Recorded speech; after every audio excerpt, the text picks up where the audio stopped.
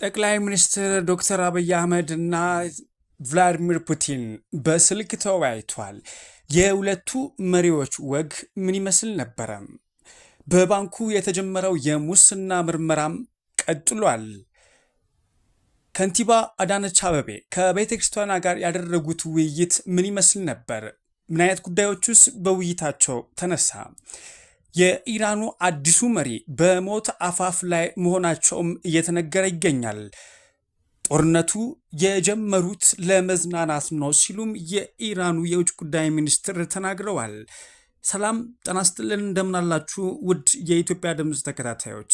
የኢትዮጵያ ድምፅ ለመጋቢት 7 ቀን 2018 ዓ.ም ያዘጋጀናቸው የሀገር ቤትና የባህር ማዶ ዜናዎች ከዚህ ሰዓት ጀምሮ ወደ እናንተ የሚደርሱ ይሆናል። ከዜናዎቻችን ጋር አብራችሁ ትሆኑ ዘንድ በአክብሮት ጋብዘናል። ቀዳሚ ወዳደረግነው ዜናችን እንለፍ። ጠቅላይ ሚኒስትር አብይ አህመድ ከሩሲያው ፕሬዝዳንት ቭላዲሚር ፑቲን ጋር በስልክ እንደተነጋገሩ አሳወቁም። ከፕሬዝዳንት ቭላዲሚር ፑቲን ጋር በሁለትዮሽ ግንኙነትና በሌሎች የጋራ ጉዳዮች ላይ ውጤታማ የስልክ ውይይት አድርገናል ብለዋል ጠቅላይ ሚኒስትር አብይ አህመድም። የሩሲያ ፕሬዝዳንት የፕሬስ ጸሐፊ ዲሚትሪ ፔስኮቭም ሁለቱ መሪዎች መነጋገራቸውን ለጋዜጠኞች በሰጡት መግለጫም ተናግረዋል። ፑቲን በኢትዮጵያ ውስጥ የደረሰውን የመሬት መንሸራተትና የጎርፍ አደጋ አስመልክተው ለኢትዮጵያ ፕሬዝዳንትና ለጠቅላይ ሚኒስትር የሐዘን መግለጫ እንደላኩም ተነግሯል። በኢትዮጵያ ትልቁ የፋይናንስ ተቋም በሆነው ንግድ ባንክ ውስጥ ከፍተኛ መነጋገሪያ የፈጠረው የሙስና ምርመራ አዲስ ምዕራፍ ላይ ደርሷል። ከ7 ቢሊዮን ብር በላይ ከሚገመት የገንዘብ ብክነትና አጠራጣሪ የብድር አሰጣጥ ሂደት ጋር በተያያዘ በከባድ የሙስና ወንጀል የተጠረጠሩት የኢትዮጵያ ንግድ ባንክ ከወለድ ነፃ አገልግሎት ምክትል ፕሬዝዳንት አቶ ኑሬ ሁሴን ከነጸሐፊያቸው በፌዴራል ፖሊስ በቁጥጥር ስር ውለው ፍርድ ቤት ቀርበዋል። ምክትል ፕሬዝዳንቱ በተጠረጠሩበት ግዙፍ የፋይናንስ ቅሌት ምክንያት ከሀገር እንዳይወጡ ከወራት በፊት እግድ ተጥሎባቸው የነበረም ሲሆን በዚህ ሳምንት በመስቀል አደባባይ የተዘጋጀውን የኤግዚቢሽን የጎበኙ ባለበት ወቅት ነው በቁጥጥር ስር ውለው ፍርድ ቤት የቀረቡም ተብሏል። የዚህ ከፍተኛ ኃላፊ ስርዓት የባንኩን የውስጥ ቁጥጥር ስርዓት ክፍተት የሚያጋልጥና በሀገሪቱ የፋይናንስ ዘርፍ ላይ መንግስት እየወሰደ ያለውን ተጠያቂነት እርምጃም አሳሳቢነት በጉልህ የሚያሳይ መሆኑን የኢኮኖሚ ባለሙያዎች ተናግረዋል። ተጠራጣሪ አርብ የካቲት 4 ቀን በፌዴራል ከፍተኛ ፍርድ ቤት አንደኛ ጊዜ ቀጠሮ ችሎት የቀረበም ሲሆን የፌዴራል መርማሪ ፖሊስ ባሰባሰበው መረጃ ላይም ተጨማሪና ሰፋ ያለ ምርመራ ለማካሄድ 14 ተጨማሪ ቀናት እንዲሰጠው ችሎቱን መጠየቁም ተሰምቷል። የፖሊስን የጊዜ ቀጠሮ ጥያቄና የግራ ቀኙን ክርክር ያዳመጠው ፍርድ ቤትም መዝገቡን መርምሮ ተገቢውን ብይን ለመስጠት ለፊታችን ሰኞ ተለዋጭ ቀጠሮ መስጠቱም ተነግሯል። የዚህ ምዝገባ ምርመራ ሂደትም በቀጣይ የባንኩን አሰራርና በከፍተኛ ፍጥነት እያደገ የመጣውን ከወለድ ነፃ የባንክ አገልግሎት አመኔታ ከመጠበቅ አንጻርም በብዙሃኑ ዘንድ ከፍተኛ ትኩረት የሚጠበቅ አድርጎታልም ተብሏል። ነዳጅ ቆጥባችሁ ተጠቀሙ ሲሉ ጠቅላይ ሚኒስትር አብይ አህመድ ተናገሩም። ጠቅላይ ሚኒስትሩ በማህበራዊ ትስስር ገጻቸው ባሰፈሩት መልእክትም በመካከለኛው ምስራቅ በተፈጠረው ቀውስ የተነሳም ነዳጅ ገዝተው የሚጠቀሙ ሀገሮች እንደ ልብ ለማግኘት መቸገራቸውን አንስተዋል። በመሆኑም ችግሩ ተፈቶ ወደ መደበኛው የነዳጅ አቅርቦት ስርዓት እስክንመለስ ድረስም ነዳጅ በቁጠባና ለመሰረታዊ ነገሮች ቅድሚያ በመስጠትም መጠቀም ይኖርብናል ብለዋል። የነዳጅ አከፋፋዮች፣ ማደያዎችና ተጠቃሚዎች ነዳጅን በቁጠባ ለመሰረታዊ ነገሮች ቅድሚያ በመስጠትም ሁላችንም በኃላፊነት ስሜት እንድንጠቀም ለማሳሰብ እንወዳለን ሲሉም ጠቅላይ ሚኒስትሩም ምክራቸውን አስተላልፈዋል። ከንቲባ አዳነች አቤቤ ከቤተ ክርስቲያኗ ጋር በምን ጉዳዮች ተወያዩ? ከንቲባ አዳነች አቤቤ የኢትዮጵያ ኦርቶዶክስ ተዋሕዶ ቤተ ክርስቲያን ለሀገር ሰላምና ብልጽግና የምታበረክተው አስተዋጽኦ አድንቀዋል። የሃይማኖት ተቋማት በመደመር መንግስት እይታ በሚል መሪ ሀሳብ የአዲስ አበባ ከንቲባ አዳነች አቤቤ ከኢትዮጵያ ኦርቶዶክስ ተዋሕዶ ቤተክርስቲያን የሃይማኖት አባቶችና አመራሮች ጋር ፍሬያማ ውይይት ማድረጋቸውንም ተናግረዋል። ከንቲባዋ በማህበራዊ ትስስር ገጻቸው ባስተላለፉት መልእክትም ቤተክርስቲያኗ በሀገረ መንግስት ግንባታ ቅርሶችና ታሪኮች ጠብቆ ለትውልድ በማሸጋገር ግብረ ገብነትና ሰብአዊነት ርህራሄን በማስተማርም እንዲሁም በልማት ተሳትፎ የጎላ ድርሻ ስትወጣ መቆየቷም አውስተዋል። በውይይቱም ቤተክርስቲያኗ በከተማዋ ሁለንተናዊ የሰላም ግንባታ በልማትና በብልጽግና ጉዞ ላይ እያበረከተችው ያለችው አስተዋጽኦ የተነሳም ሲሆን ለህዝቦች ትስስር፣ ለሰላምና ለብሔራዊ ጥቅም በጋራ ለመቆም መግባባት ላይ መደረሱን ከንቲባው አመላክተዋል። የውይይት መድረኩ ያጋጠሙ አንዳንድ ክፍተቶች በትብብር ለማረም የሚያስችል ምቹ መደላደል የፈጠረ መሆኑን የገለጹት ከንቲባዋ መድረኩ በየክፍለ ከተማው ሲካሄድ የቆዩ ውይይቶች ማጠቃለያ መሆኑና የመንግስትና የሃይማኖት ተቋማት ሚና በግልጽ ለይቶ ያስቀመጠ ውጤታማ መድረክ እንደነበረ ማክለዋል። በመጨረሻም ከንቲባዋ አዳነች አቤቤ ለሃይማኖት አባቶችና አመራሮች ለሰጡት ገንቢ ሀሳብ ምስጋናቸውን አቅርበው ለመላው የክርስቲያኗ ምዕመናን መልካም የዐቢይ ጾም በማለት መልካም ምኞታቸውንም ገልጸዋል። በህገወጥ መንገድ ከአዲስ አበባ ሊወጣ የነበረ 6 በርሜል ነዳጅ ከነ ተጠርጣሪዎቹ በቁጥጥር ስር መዋሉን የአዲስ አበባ ፖሊስ ጠቅላይ መምሪያ አሳወቀም።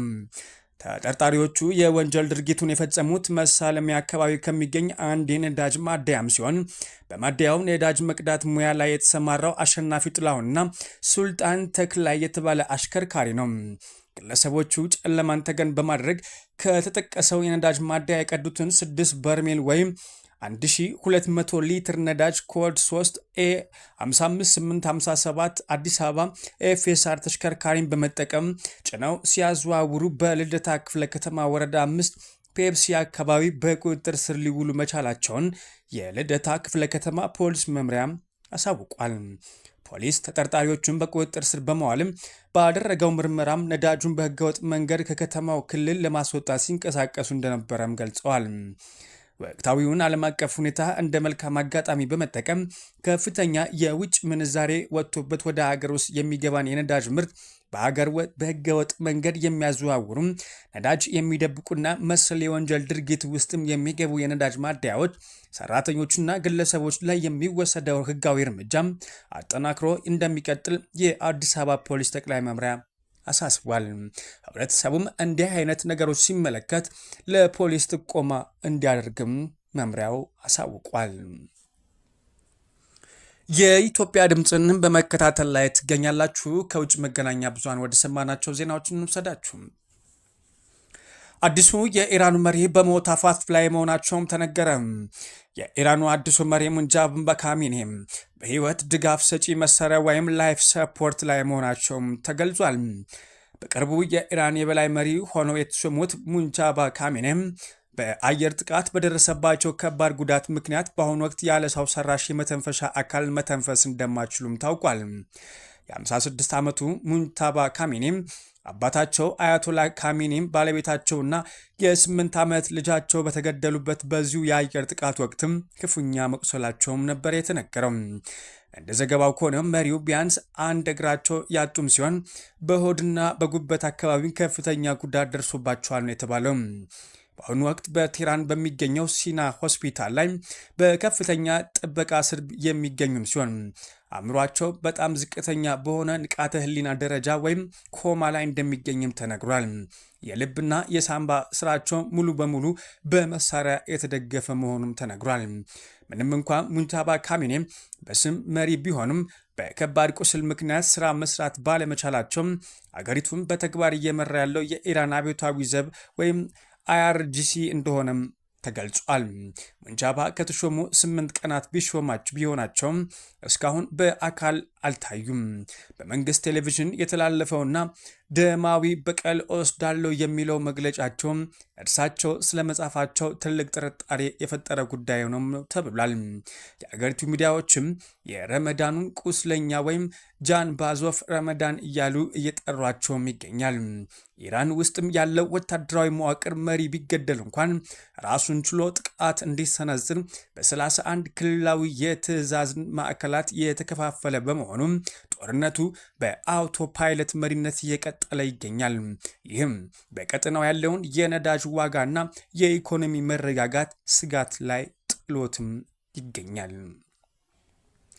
ትራምፕ ጦርነቱን የጀመሩት ለመዝናናት ነው ሲሉም የኢራን ውጭ ጉዳይ ሚኒስትር ተናገሩ። በአሜሪካና በኢራን መካከል ያለው ወታደራዊ ግጭት በከፍተኛ ሁኔታ እየተባባሰ በመጣበት በዚህ ወቅትም የኢራን ውጭ ጉዳይ ሚኒስትር አባስ አራግቺም ፕሬዝዳንት ዶናልድ ትራምፕ በጽኑ የሚወርፍ መግለጫ አውጥተዋል። ሚኒስትር አራግቺ ከሲቢኤስ ጋር ባደረጉት ቆይታ ትራምፕ በኢራን ላይ ጥቃት እየሰነዘሩ ያሉትም ለመዝናናት ፈን ነው ሲሉም ከሰዋል። ሰዎች እየተገደሉ ያሉት ፕሬዝዳንቱ መዝናናት ስለፈለጉ ብቻ ነው፣ መርከቦቹን የሚያስጥሙትም የተለያዩ ቦታዎች ኢላማ የሚያደርጉትም ለጨዋታ ያህል ነው ብለዋል። እስከተፈለገው ጊዜ ድረስ ራሳችን ለመከላከል ዝግጁ ነን ያሉት ሚኒስቴሩም አሜሪካ የጀመረችው ጦርነት ህገወጥ ነው ሲሉም ገልጸዋል። ኢራን በጎረቤት አገራት የሚገኙ ሲቪል አካባቢዎች ኢላማ እያደረገች ነው የሚለውን ክስም ሚኒስቴሩም አስተባብለዋል። እኛ ኢላማ እያደረግን ያለ ነው አሜሪካ እኛን ለማጥቃት የምትጠቀምባቸውን ወታደራዊ ተቋማት፣ የጦር ሰፈሮች ብቻ ነው ሲሉም አከራክረዋል።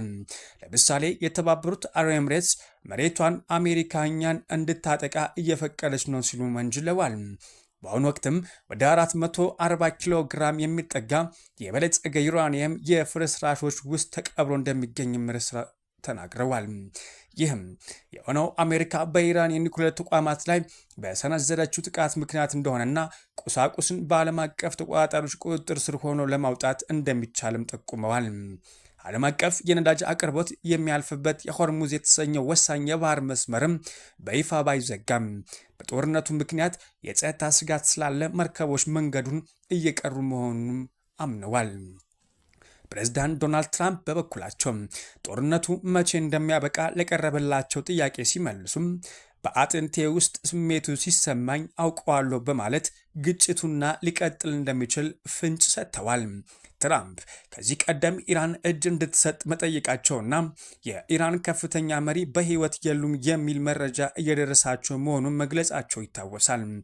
በቀጠናው የሚገኙ የአሜሪካ ወዳጅ አገራት ላልፈረሙበት ጦርነት ከፍተኛ ዋጋ እየከፈሉ መሆኑና በአሜሪካ ላይ ያላቸው ቅሬታ እየጨመረ መምጣቱን የውስጥ ምንጮች እየጠቆሙም ይገኛሉ። ውድ የኢትዮጵያ ድምፅ ተከታታዮች የኢትዮጵያ ድምፅ ለመጋቢት 7 ቀን 2018 ዓ.ም ያዘጋጃቸው ዜናዎች እነኝን ይመስላሉ። ከዜናዎቻችን ጋር አብራችሁ ስለነበራችሁም ከልብ እናመሰግናለን። ሰላምን ተመኘን። ሰላም ለዓለማችን፣ ሰላም ለምድራችን፣ ሰላም ለኢትዮጵያችን።